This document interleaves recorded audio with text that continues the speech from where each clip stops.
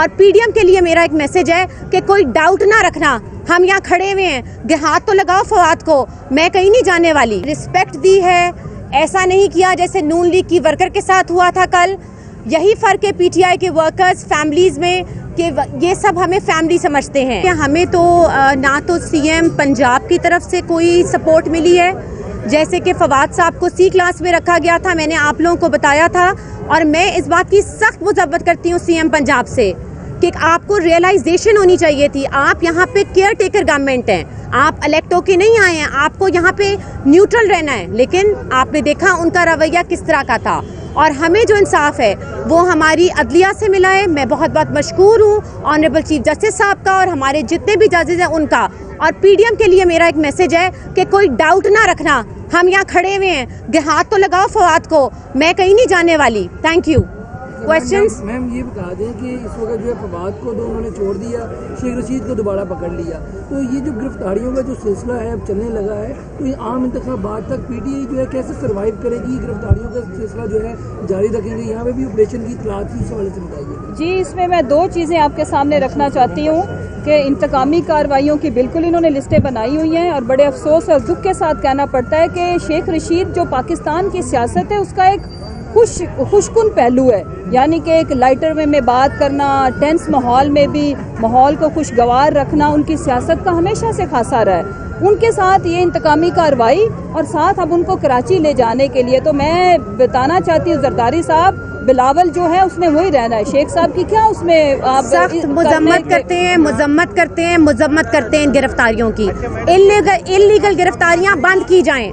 आज फवाद है, शेख रशीद साहब ने, इसका मतलब है कल को आपने भी कोई हमारे हक में कोई बात चलाई तो वो भी हो जाएगा। Thank you. मैडम ये बताएं, सवाल तो ले लें मैडम, सवाल तो ले लें। आप इस मुश्किल वक्त से गुजरी हैं, सियासतदान है, पुराने सियासतदान है, क्या आप समझिए मुल्क में सियासतदानों की गिरफ्तारियों का जो सिलसिला है ये बंद होना चाहिए? जी जी बिल्कुल। तहरीक इंसाफ में भी ये होती रही है, तहरीक इंसाफ में भी ये होती। देखिए तहरीके, मैं एक पॉलिटिशियन नहीं हूँ, मैं एज अ हाउस वाइफ मैंने अपना केस प्रेजेंट किया है, as a wife, as a mother, as a citizen of Pakistan. But ये जो कर रहे हैं ये सही नहीं है और ये तो अरबों रुपए लेके भागे हैं, इनके ऊपर जो केस बने हैं। फवाद चौधरी साहब कौन सा पैसा लेके इस मुल्क का भागे हैं, मुझे आप बताएं।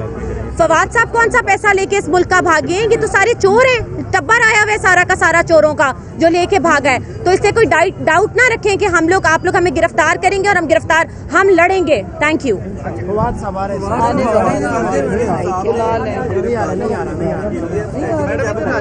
जी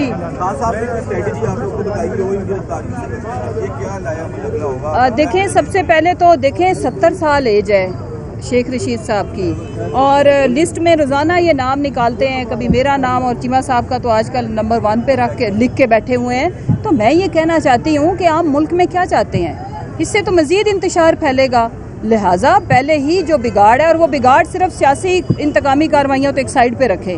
आज जब लोग ग्रॉसरी ख़रीदने जाते हैं, लोग आटा ख़रीदने जाते हैं, लोग पेट्रोल डलवाने जाते हैं, लोगों के गम और गुस्से में इजाफा होता है। लोगों की फैक्ट्रियां बंद हो गई हैं, लोगों के कारोबार बंद हो गए हैं, लोगों के जो मजदूर है उसकी दिहाड़ी नहीं उसको मिल रही। तो इस वजह से कौम तो ऑलरेडी दुखी है।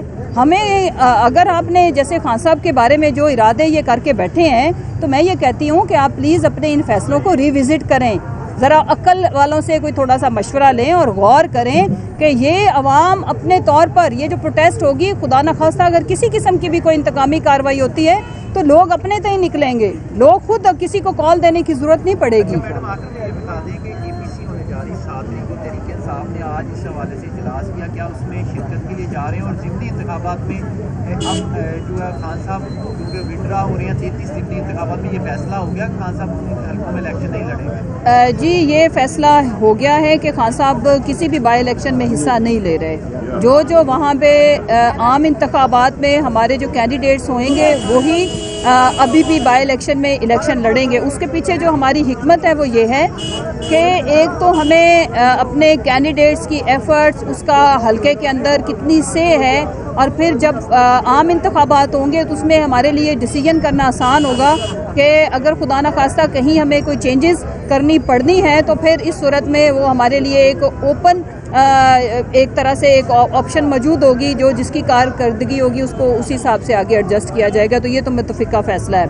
बाकी जहाँ तक देखें ये जितने भी मसाइल हैं, अगर APC उसी तरफ मैं आ रही हूँ, अगर इनकी गुडविल हो तो क्या ये इंतकामी कार्रवाइयाँ करें, शेख रशीद को कराची लेके जाएं, खान साहब के ये जो आज इधर पाकिस्तान की तारीख की सबसे बड़ी पॉलिटिकल एक्सपो मैं तो कहूँगी कि यहाँ पे पूरे पंजाब भर से नहीं, पाकिस्तान के दूर दराज इलाकों से, GB से, कश्मीर से, KP से, बलूचिस्तान से, सिंध से लोग आज यहाँ पे इजहार यकजहती कर रहे हैं अपने हर दिल अजीज़ लीडर के साथ।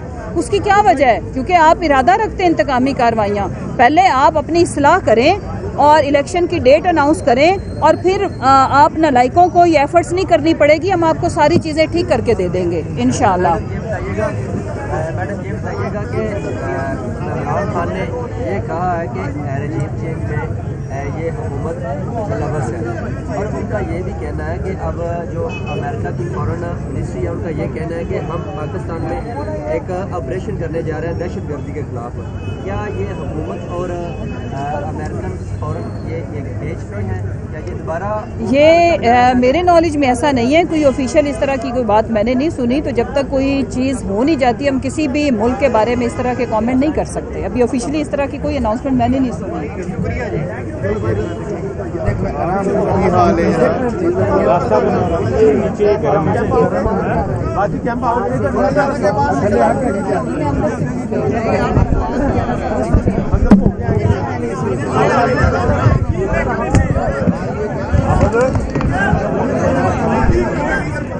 Apa